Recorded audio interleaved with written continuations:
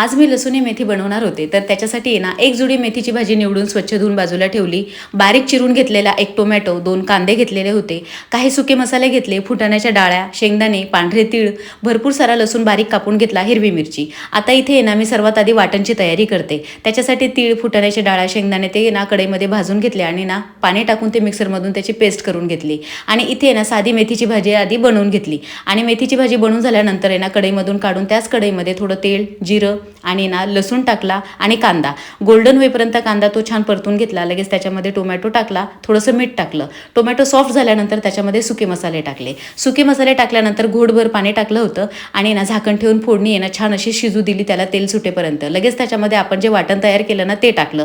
परत ते 2 मिनिटं छान तेल सुटेपर्यंत शिजू दिली आणि त्याच फोडणीमध्ये नंतर आपली साधी मेथीची भाजी ना ती टाकून छान मॅश करून घेतली. त्याला झाकण ठेवून 2 मिनिटं वाफ दिली आणि इथे लसूणी मेथीची भाजी रेडी झाली होती. आजच्या व्हिडिओमध्ये एवढंच. बाय.